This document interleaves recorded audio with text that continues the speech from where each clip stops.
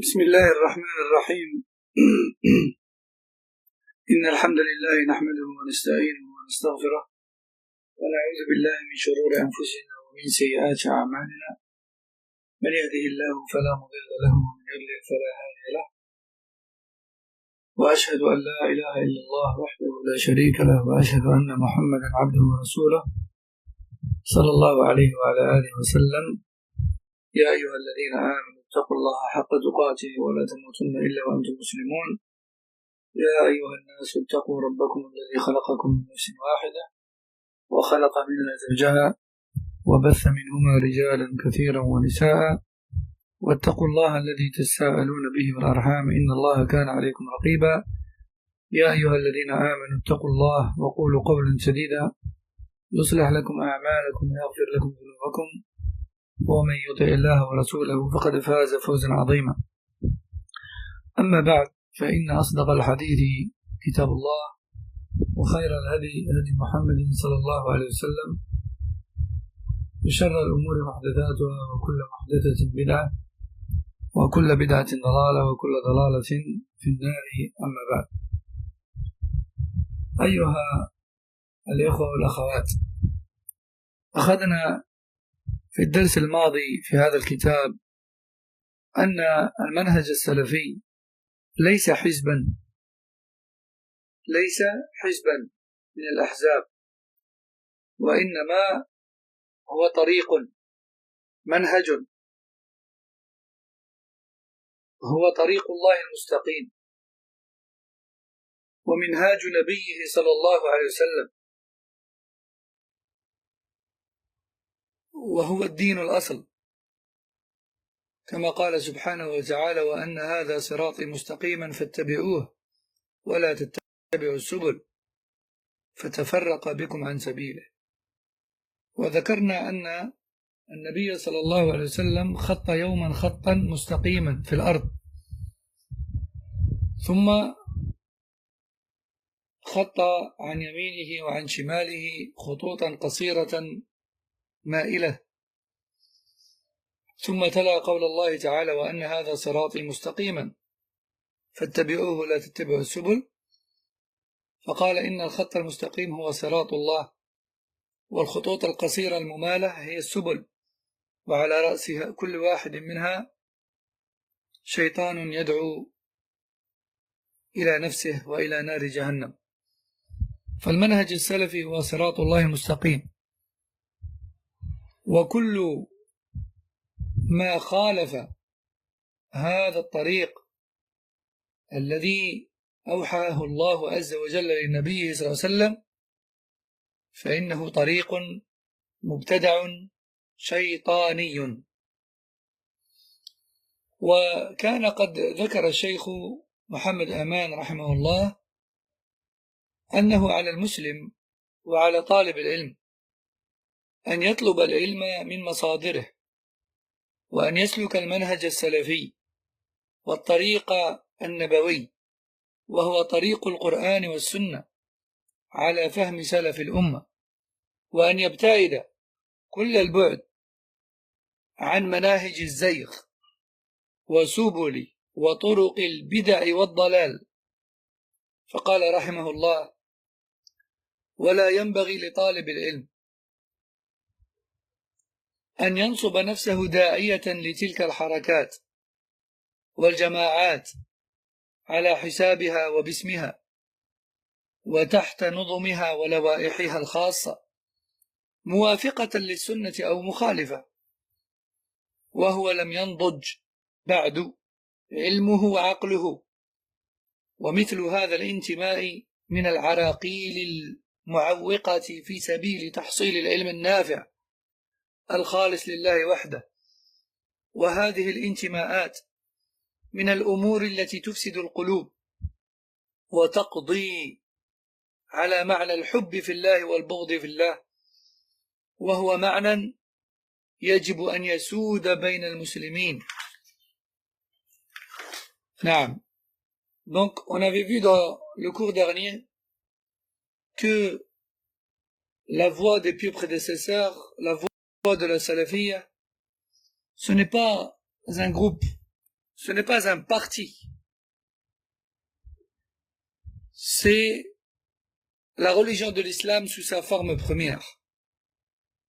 C'est la voie droite d'Allah qui a été révélée à son prophète Mohammed sallallahu alayhi wa sallam et qui a été empruntée par celui-ci, ainsi que ses compagnons qu'Allah les agrée, ainsi que les élèves de leurs compagnons, ainsi que les élèves de ses compagnons, qu'Allah leur fasse miséricorde. C'est la voie qui a été suivie de la meilleure des manières par les 3 premières générations de l'islam, concernant lesquelles le prophète sallallahu alayhi wa sallam a dit « Khayrun nasi qarni, thumma alladhina yalunahum, thumma alladhina yalunahum » Les meilleurs des gens sont ceux de ma génération, c'est-à-dire les sahaba, puis celle qui les suit, c'est-à-dire les tabi'in, puis celle qui les suit, c'est-à-dire atba' at-tabi'in. Et on avait cité le hadith dans lequel le prophète sallallahu alayhi wa sallam a un jour, entouré de ses compagnons, tracé une ligne droite sur le sol. Et il a dit, ça c'est la voie d'Allah, ça c'est le chemin droit. Puis il a tracé de part et d'autre de cette ligne droite de petites lignes plus courtes et penchées. Et il a dit ça, ce sont les sentiers. Ce sont les sentiers qui dévient de la voie d'Allah et qui mènent vers le feu de l'enfer. Au bout de chacun de ces chemins, il y a un démon qui appelle vers lui-même et donc vers l'enfer. Puis, il a récité la parole d'Allah Jalla wa Ala, qui a pour sens: voici donc ma voie droite, suivez-la et ne suivez pas les sentiers. Vous vous égareriez ainsi de la voie d'Allah. Donc, salafiyya, c'est un chemin. Ce n'est pas un parti, ce n'est pas un sentier. C'est juste le chemin sur lequel le prophète sallallahu alayhi wa sallam et ses compagnons et leurs élèves et les élèves de leurs élèves étaient. C'est un chemin qui mène droit vers l'agrément d'Allah et son paradis. Et comme dit Ibn al-Qayyim rahimahullah, il se pourrait que certains de ces sentiers-là finissent au paradis. Mais après quoi? Après des égarements, après peut-être un châtiment et un passage en enfer à cause des innovations et des égarements. Il se pourrait que certains de ces sentiers-là mènent un jour ou l'autre au paradis si les innovations et les désobéissances qui y sont contenues n'annulent pas l'islam de la personne, ne sont pas des annulatifs de l'islam. Mais après quoi? Après avoir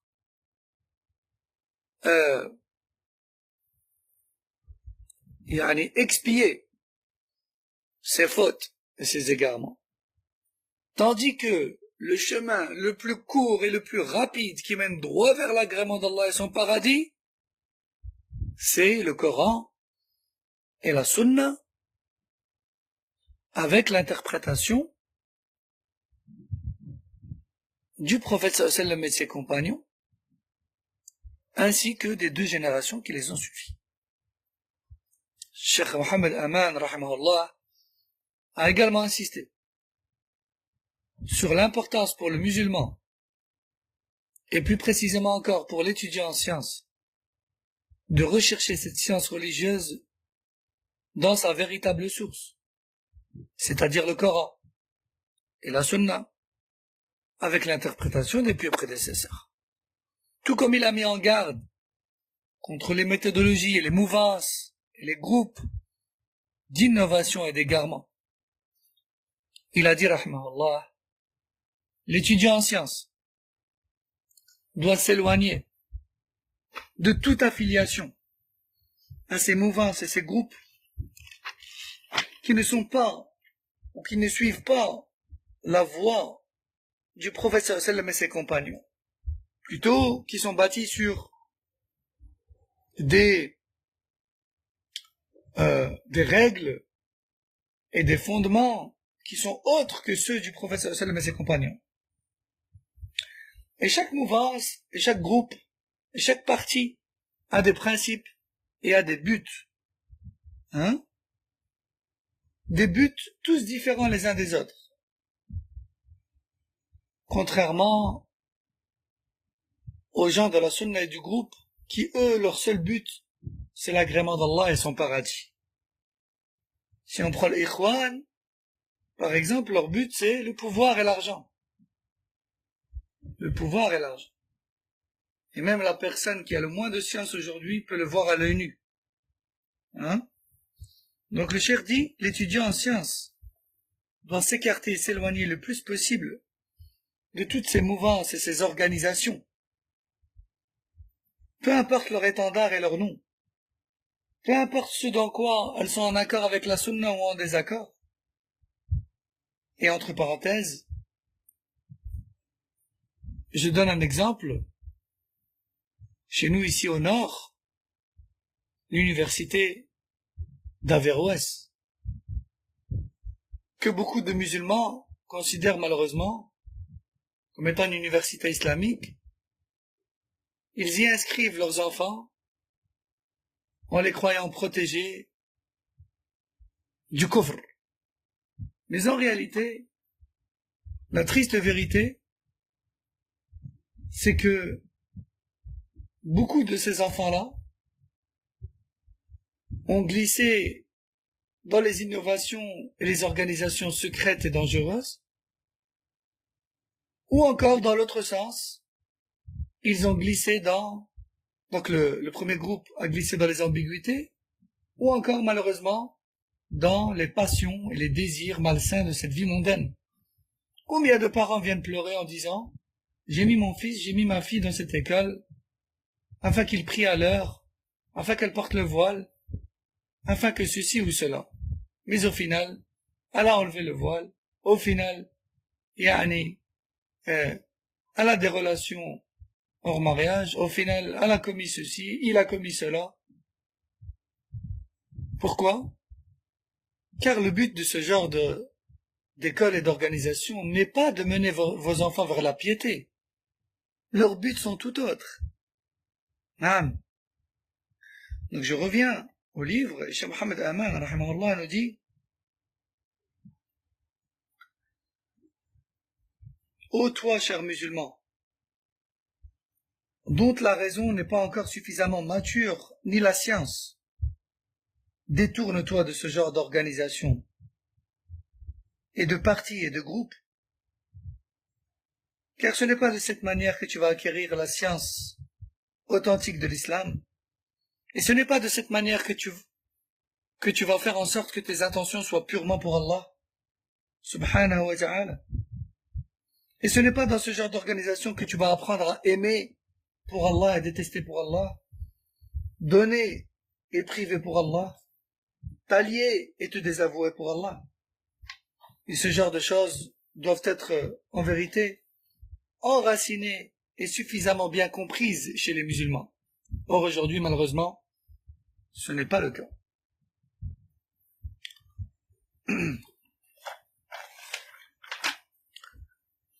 رابعا فليجاهد طالب العلم نفسه لحملها على الإخلاص لله ومراقبته وعلى عدم التطلع إلى مدح الناس وثنائهم عليه والتماس رضاهم، لأن في ذلك غضب الله وسخطه، وبموافقتهم على ما هم عليه من البدع والخرافات بدعوى استعمال الحكمة كما يزعم بعض الناس، وليس ذلك من الحكمة في شيء، لأن الحكمة باختصار وضع اللين في موضعه ووضع الشدة في موضعها،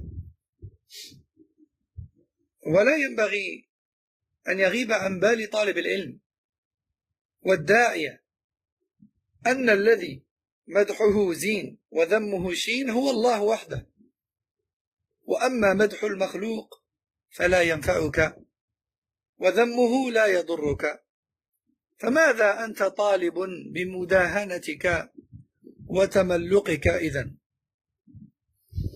Donc, quatrième et dernier conseil que Cheikh Mohammed Aman, rahimahullah, donne à l'étudiant en sciences, c'est de combattre son âme afin d'être sincère à travers ses études et à travers ses faits et gestes et à travers son apprentissage, afin de ne rechercher à travers cela que la face d'Allah Azza wa Jal, et de ne jamais espérer de la part des gens considération et louange et vantardise, car cela engendre la colère d'Allah.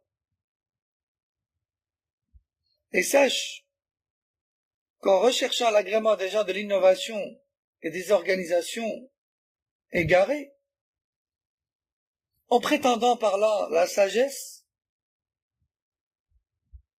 eh bien, tu es voué à l'échec. Cela ne fait pas partie de la sagesse, de te lier à eux, et d'aller dans leur sens, et d'intégrer leurs organisations dans le but, soi-disant, de les guider ou de les conseiller ou autre, au nom de la sagesse.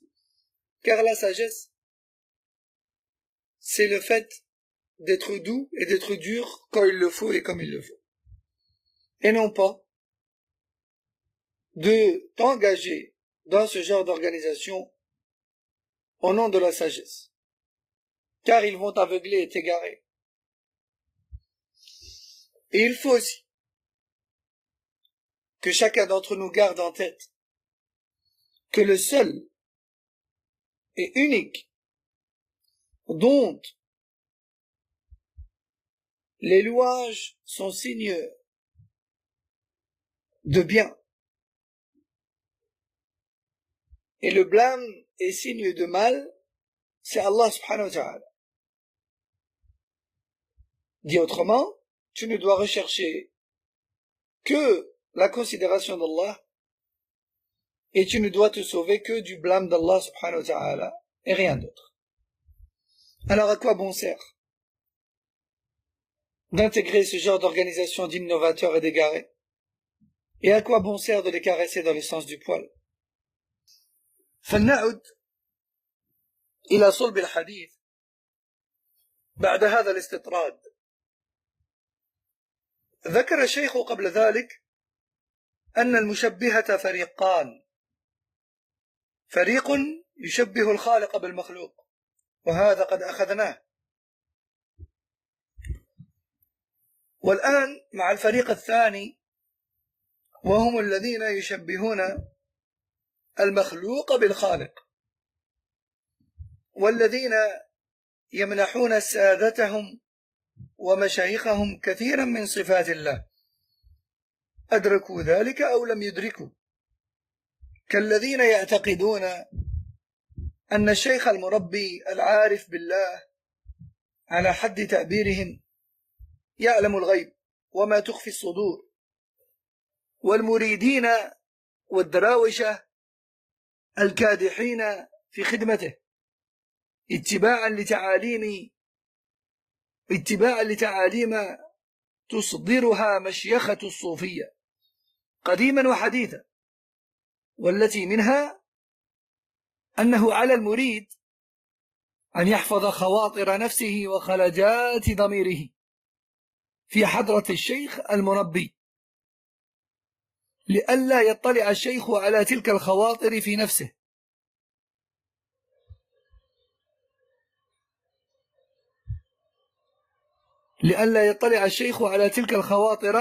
نفسه، فيهلك المريد أو يحرم الترقي على الأقل، إذ لا يحصل شيء من الخير والترقي وغيره إلا بواسطة الشيخ المربي في دين الصوفية كما يعلم الدارس.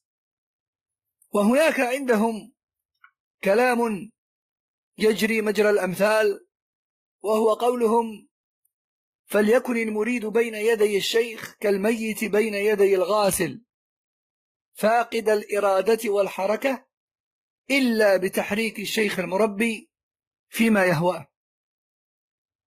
وهذا من ضمن التعليمات التي تصدرها مشيخة الصوفية، وهي تعليمات وثنية تدعو إلى عبادة غير الله كما ترى، حيث يجعلون الشيخ المربي عالما بكل شيء، قادرا على كل شيء، وهو قادر على التصرف في الكون، وخصوصا بعد وفاته، لأنه في حياته قد تشغله الخدمة على حد تعبيرهم، يعنون العبادة، وأما بعد وفاته فقد تفرغ لنفع مريديه والتصرف في شؤونهم وجلب الخير لهم ودفع الضر عنهم. إنها أقبح من وثنية المشركين الأولين، وما لهم به من علم وما لهم به من علم ولا لآبائهم، ما لهم به من علم ولا لآبائهم، كبرت كلمة تخرج من أفواههم إن يقولون إلا كذبا. وهي عقيدة تحملها كتبهم ويعتقدها أتباعهم والمؤمنون بهم والمتعاطفون معهم.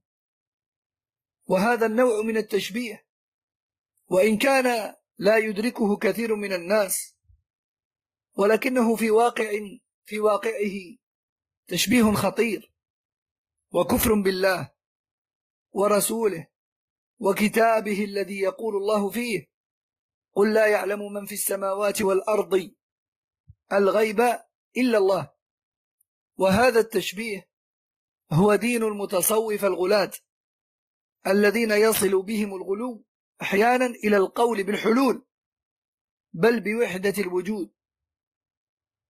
فيمثل هذه الملة من سموه محي الدين بن عربي الطائي رئيس وحدة الوجود، الذي يقول فيه بعض أهل العلم إن كفره أشد وأقبح من كفر قريش قبل الإسلام، وهو القائل: ليس في الجبة إلا الله، وهو القائل: وما الكلب والخنزير إلا إلهنا، وما الله إلا راهب في كنيستي. وله أتباع من الصوفية، ويشبهه في كفره ابن الفارض وابن عجينة وابن سبعين والحلاج وأمثالهم كثير في الإلحاد، وإمعانا منهم في الكفر والبعد عن حقيقة الدين. يلقبون كبراءهم بهذه الألقاب التي تنبئ عن الشرك عند نطقها أو سماعها: الغوث الأعظم، والقطب أو قطب الزمان، أو الأوتاد، وغير ذلك من الألقاب. Donc, le cheikh nous dit: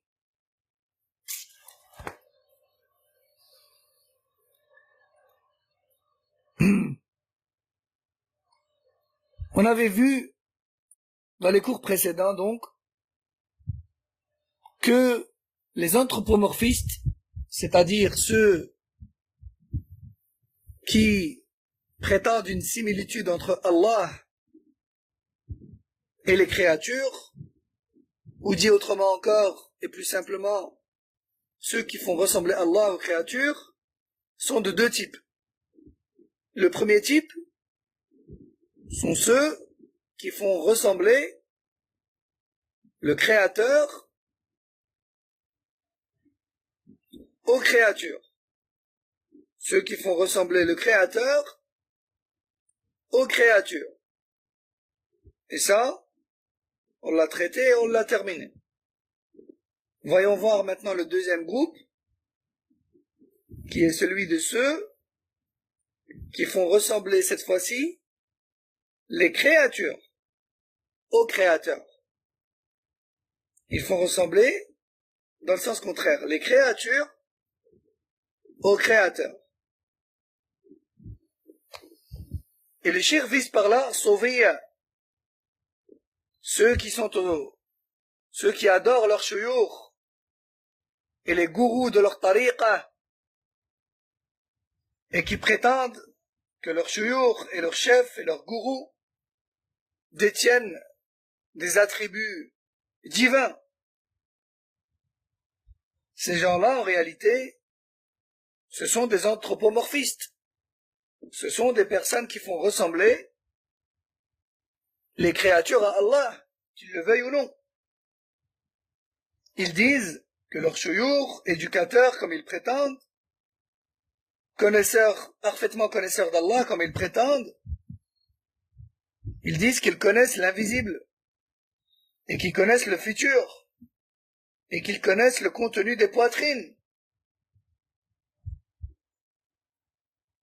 Parmi les mourides, donc leurs esclaves, hein, ou encore Darawish, et ça nous fait penser aux derwish tourneurs, que les gens admirent et regardent tourner en rond, comme des toupies, alors qu'en réalité, ce n'est pas simplement du folklore et du spectacle, ce n'est pas une simple danse, c'est une pratique religieuse, c'est une tariqa, c'est une mouvance religieuse innovatrice, soufia.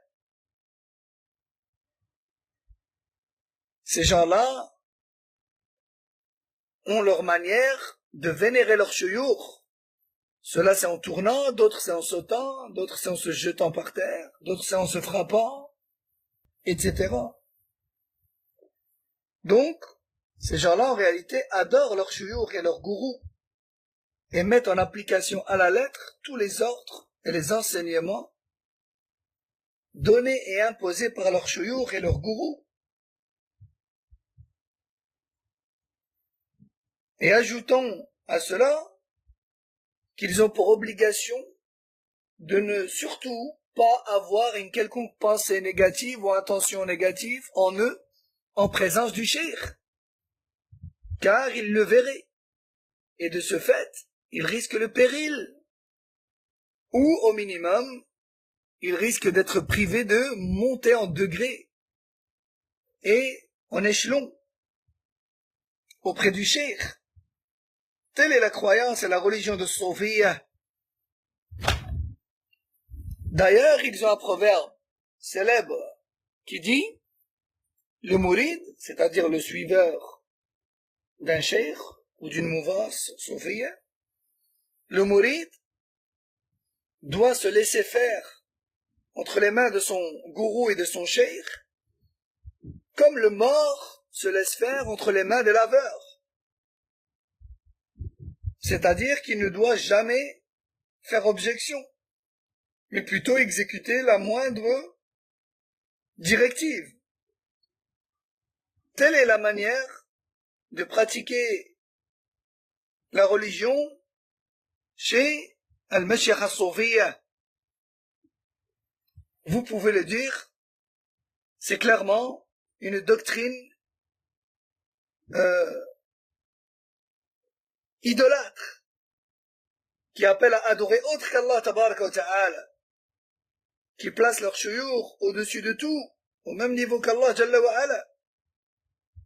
Ils prétendent qu'il est capable de tout, qu'ils sont capables de tout, et qu'ils gèrent cet univers, et qu'ils ont encore plus de pouvoir après leur mort, car pendant leur vie, ils sont trop occupés au service d'Allah auprès des mourides et des suiveurs aveugles. Mais après leur mort, ils sont au total service de ceux qui les implorent, comme ils le prétendent. Subhanallah. Leur mécréance et leur idolâtrie est pire que celle des premiers polythéistes à l'époque du prophète sallam. Allah dit dans Sourate la Caverne, verset 5, ce qui a pour sens et qui nous fait fortement penser à eux, ni eux ni leurs ancêtres n'en savent rien. Quelle monstrueuse parole que celles qui sont ou que celles qui sortent de leur bouche. Ce qu'ils disent n'est qu'un mensonge. C'est une croyance qui est écrite noir sur blanc dans leurs livres. C'est une croyance qu'ils portent dans leur cœur, eux et tous ceux qui croient en eux. Et ce type d'anthropomorphisme et cette manière de faire ressembler les créatures à Allah en est une, que les gens le veuillent ou non. Cette croyance est grave. Elle représente une mécréance claire en Allah et en son messager et en son livre. Allah subhanahu wa ta'ala dit dans Sourate Les Abeilles, verset 65, ce qui a pour sens: dis-leur que nul ne connaît l'invisible dans les cieux et la terre sauf Allah. Et à côté de cela, sauvés à eux prétendent que leurs shuyukh connaissent le contenu des cœurs, le futur de chacun, etc. Et parfois ils vont encore plus loin. Ils prétendent que Allah Jalla wa Ala s'incarne dans leurs shuyukh et dans les créatures et dans toutes choses qui les entourent. Au point de dire par exemple qu'Allah est partout. Et parmi leurs têtes et parmi les plus grandes personnalités qui ont propagé cette croyance, ils ont un certain Muhyiddin ibn Arabi al-Ta'i. C'est lui qui a innové pour la première fois cette croyance de Wahdat al-Wujud, que l'on peut traduire par l'unique existence. C'est-à-dire qu'Allah est partout, tout fait partie d'Allah et Allah fait partie de tout. Entre parenthèses, je rappelle que An-Nasara, les chrétiens, prétendent qu'Allah s'incarne dans les créatures vertueuses. Ceci est déjà considéré comme de l'idolâtrie, comme il est stipulé dans le Coran. Et Allah a fortement blâmé cette croyance. Sauvés à eux, ils font pire. Ils prétendent qu'Allah est incarné dans toutes choses, qu'elles soient vertueuses ou non, qu'elles soient pures ou impures, qu'elles soient nobles ou avilies. Écoutez ces paroles de cet homme, Ibn Arabi al-Ta'i, qui a propagé une croyance, qui a propagé dans la communauté musulmane une croyance pire que celle des kuffars de Quraysh avant l'islam. Il dit: dans ce vêtement que je porte, il n'y a personne d'autre que Allah. Et il se confond avec Allah. Il dit également dans un poème: le chien et le cochon ne sont autres que notre divinité.